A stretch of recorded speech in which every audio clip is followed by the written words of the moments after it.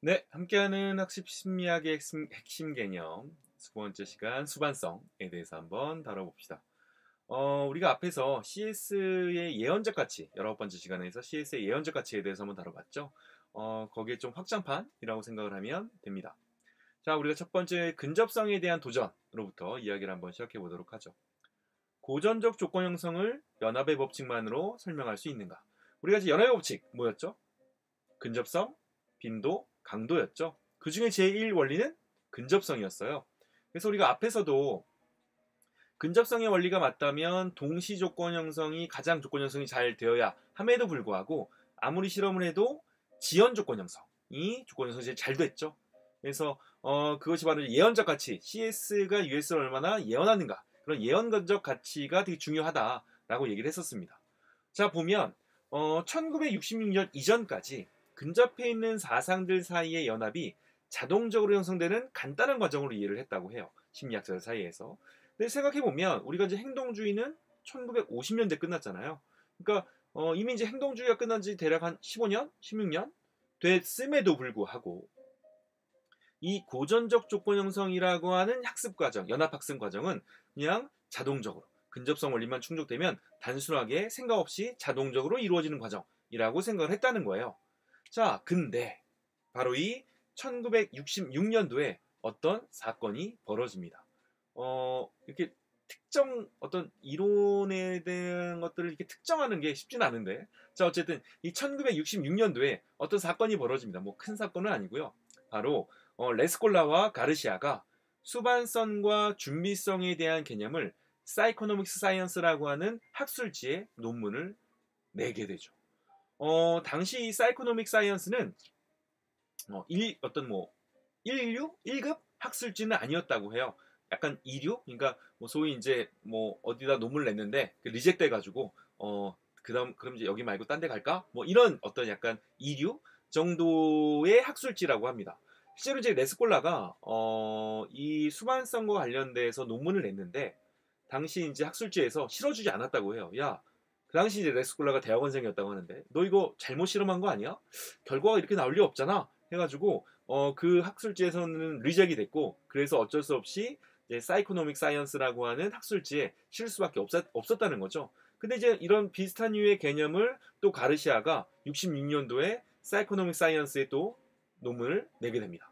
자, 그리고 3년 뒤에 카민이라고 하는 심리학자가 차페라는 개념을 또 발표함으로써 이 근접성만 가지고는 고전적 조건 형성이 이루어지지 않는구나 라는 사실이 이제 뭐 기존 사실처럼 돼버리게 되는 거죠. 물론 이제 근접성만 가지고 되는 조건 형성, 그리고 자동적으로 되는 조건 형성도 있습니다만은 어쨌든 아닌 경우가 있다라는 사실이 이제 밝혀지게 됩니다. 자, 그럼 우리가 수반성에 대해서 먼저 한번 다뤄보죠. 그래서 우리가 앞으로 이제 이 두 시간 이 위에 두 시간은 이제 오늘은 이제 수반성, 그다음에 다음엔 준비성, 그 다음은 이제 차폐, 이렇게 세 가지 개념을 차례대로 한번 다뤄볼 예정입니다. 그럼 첫 번째 수반성의 개념부터 한번 다뤄보도록 하죠. 실제로 이제 학습 심리학 수업을 하다 보면 학생들이 이 수반성에 대해서 조금 힘들어 하는 경우가 있어요. 이게 학습이 그렇게만 어려운 내용이 없는데 이 수반성에서 조금 헷갈려 합니다. 그 이유는 우선 수반성에 대한 어떤 학술적 정의를 한번 살펴보도록 합시다. 요거는 이제 그 2008년도에 시그마 프레스에서 출판한 실험 심리학 용어 사전에서 나오는 개념이에요. 수반성을 이렇게 정의됩니다. 일종의 if된 진술문이다. X라는 사건이 발생할 때만 X라는 사건이 발생할 때만 Y라는 사건이 발생할 경우 사건 Y는 사건 X에 수반된다. 한 사건은 자극 수반적일 수도 있고 반응 수반적일 수도 있다. 라고 정의를 내렸죠. 어때요? 여러분 좀 잘 다가오나요? 요번에 두 번째는 이건 상담학 사전에 나오는 얘기인데 그 네이버에 검색해 봤어요. 근데 거기 나오더라고요. 요게 이제 네이버 이 실험 심리학 용어 사전도 네이버에서 심리학 용어를 검색하면 나옵니다. 자, 어쨌든 상담학 사전에서는 이렇게 정의를 내렸어요. 수반성을 반응 행동과 그 결과 간에 확립될 수 있는 관계, 즉 어떤 사건이 일어나면 이어서 특정 사건이 야기된다는 것을 진술하는 규칙을 수반성이라고 정의 내렸습니다. 제가 보기에는 실험 심리학 용어 사전보다는 상담학 사전에서 정의한 수반성이 좀 더 쉽게 기술되어 있는 것 같기도 합니다. 자, 그러면 이 레스콜라가 이 수반성을 어떻게 바라봤는지 한번 실험을 통해서 한번 살펴봅시다. 이게 바로 이제 레스콜라가 1966년도에 한 실험의 한 예시가 나오는데 한번 실험 한번 봅시다. 소리와 전기 쇼크를 족보 형성시킨 거야. G를 대상으로. 자, 집단은 크게 두 집단으로 나눴습니다. 하나는 랜덤 집단, 무선 집단하고 두 번째는 컨티전시 그룹, 즉 수반성 집단이에요. 자, 우선 랜덤 집단을 봅시다.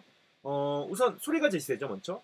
삐비비비 소리가 제시되는 도중에 전기 쇼크가 제시가 됩니다.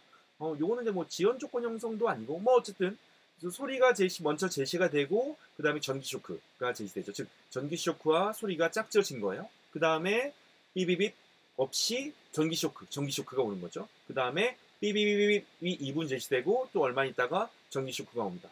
그리고 삐비비빅 도중에 전기 쇼크가 온 거죠.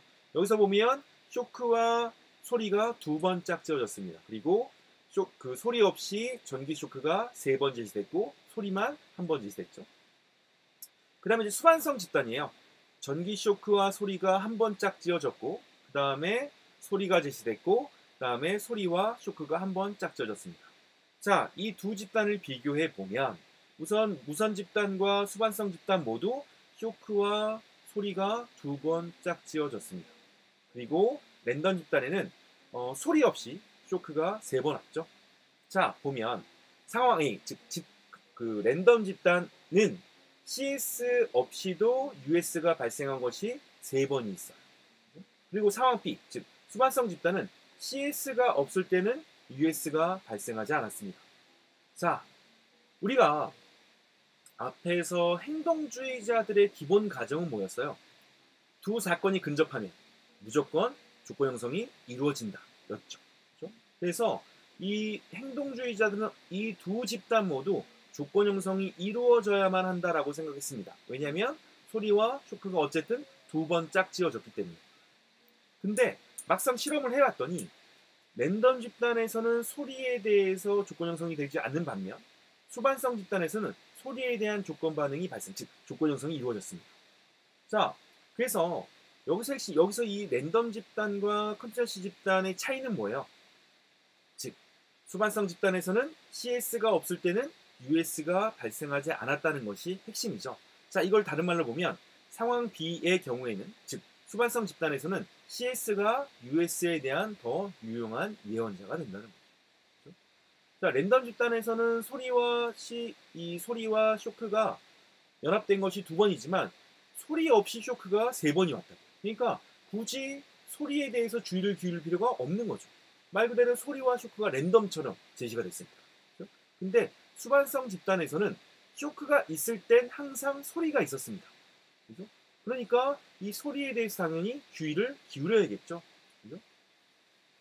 자, 그래서 이 레스콜라는 이것을 수반성을 확률적 개념으로 봤어요. 그래서 수반성은 이게 바로 이제 레스콜라가 바라본 수반성의 개념이고 CS가 US를 얼마나 예언하는가를 보여주는 확률적 개념이다.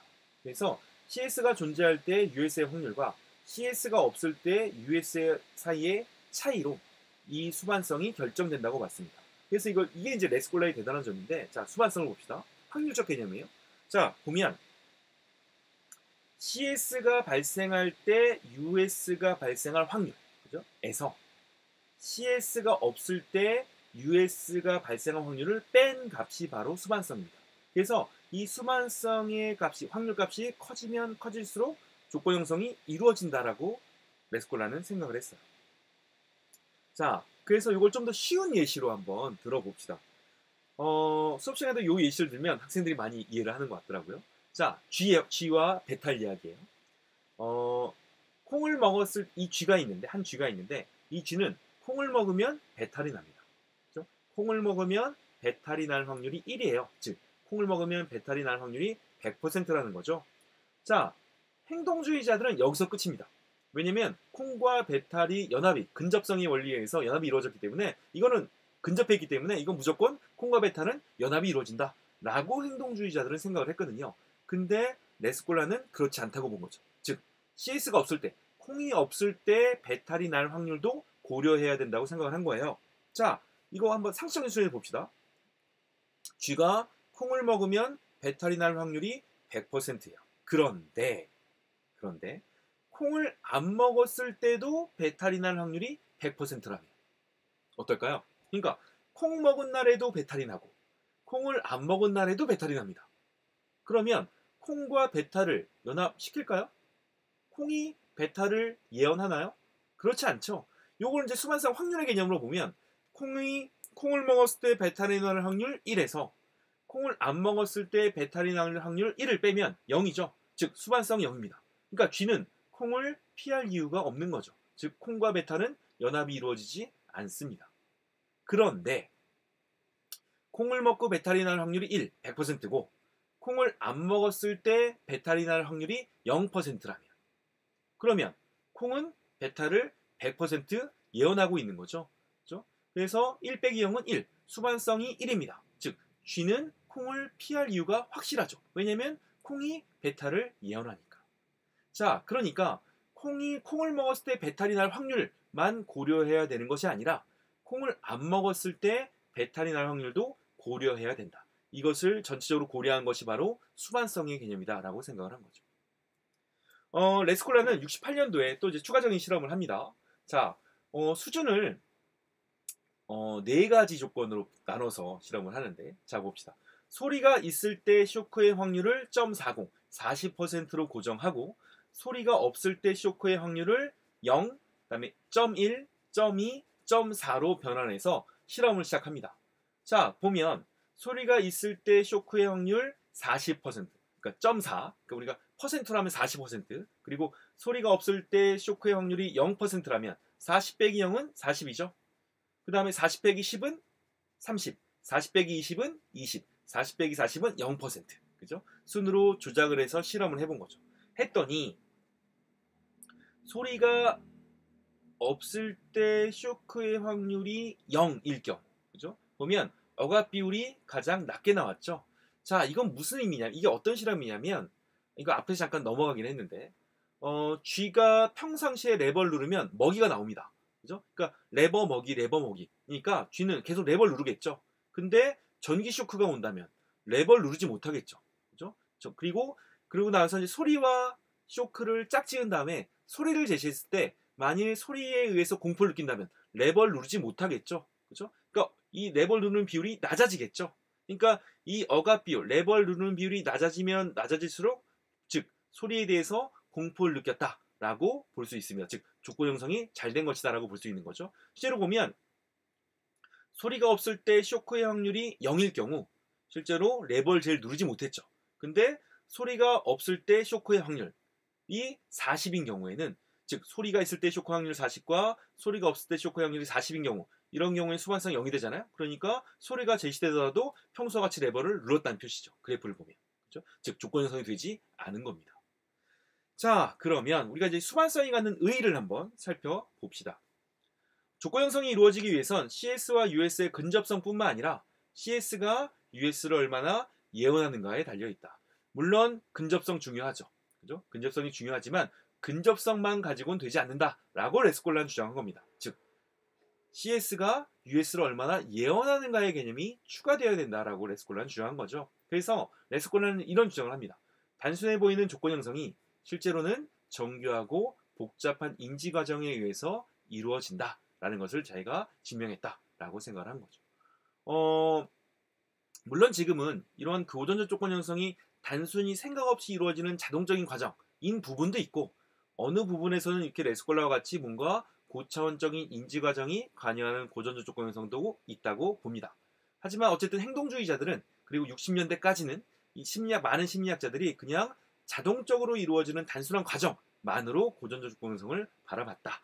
근데 레스콜라가 그게 아닐 수 있어 라는 것을 제안했다라고 생각하면 되는 거죠. 네, 이렇게 해서 우리가 수반성을 맞춰봤습니다. 자, 그러면 함께하는 학습 심리학의 신개념 20번째 시간 수반성에 대해서 한번 다뤄봤습니다. 다음 시간에는 가르시아의 준비성, 그 다음에 카민의 차폐까지 차근차근 한번 다뤄보도록 하죠. 네, 수고 많았습니다.